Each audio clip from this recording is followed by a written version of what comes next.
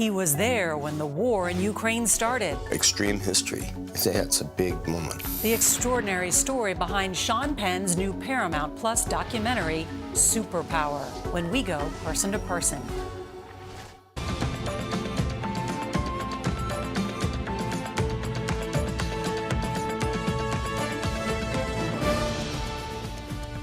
Hey there, everyone. We hope you're enjoying your Valentine's Day. Thanks for joining us here on CBS News for some of it. I'm Erroll Barnett. And I'm Lana. Here's a look at the top stories we're following right now. The House makes a historic move impeaching Homeland Security Secretary Alejandro Mayorkas. Negotiators continue to push for a ceasefire between Israel and Hamas. This as Israel plans for a potential attack on the city of Rafah. And a car plows into the lobby of an emergency room in Texas, forcing some patients to be rushed to a different hospital. Defense Secretary Lloyd Austin has resumed his duties one day after his release from the hospital. Austin was admitted to Walter Reed Medical Center over the weekend because of an emergent bladder issue. Doctors say he underwent a non-surgical procedure to address the problem.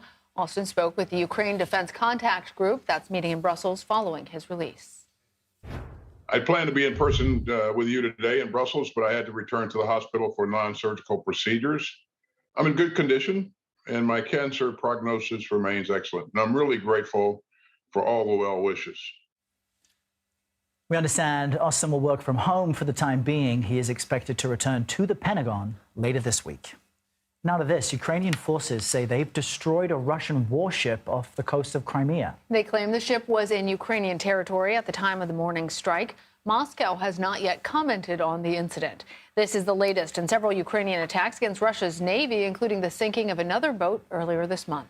Michael Bociurkiw is in Odesa, Ukraine. He's a global affairs analyst and a non-resident senior fellow at the Atlantic Council. Michael, great to have you with us. What more can you tell us about this attack on this particular type of Russian warship? What does it really mean?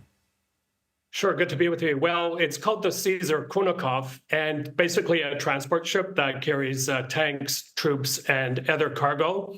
Its role in the current war was apparently to not only move men and cargo, but also to escort merchant vessels through the Black Sea.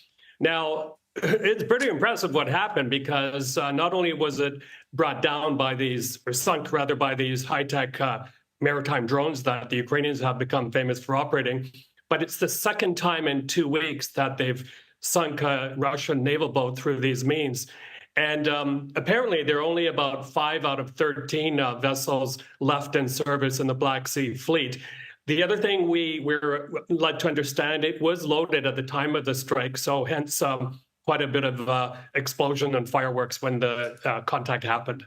So, Michael, how significant is the sinking of this ship for Ukrainian forces? Enormous. And let me give you a very vivid picture. I'm just a 5-minute walk away from the Black Sea port of Odesa. Just came back from there, and it's actually bustling with big cargo ships from all over the world loading grain and sunflower oil, things like this, for consumers all over. And as of a few weeks ago, when Russia was able to enforce a unilateral blockade of this part of the Black Sea, there was nothing going on here.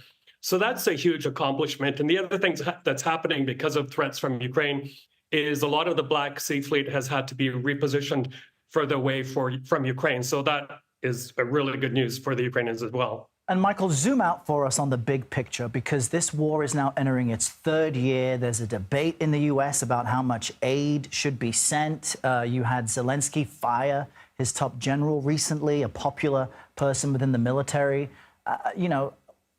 Where is Ukraine's effort in defending itself 3 years on? Almost. Sure. Well, there is that sliver of good news that I just told you about. But on the long battlefront, things are not going that well for the Ukrainians. They're heavily outnumbered. And the other thing, because of the drip, drip, drip approach from Western allies of giving equipment to Ukraine, they've had to ration missiles and artillery and that sort of thing. But, they're doing fantastic wraparounds with high tech, with the maritime drones I talked about.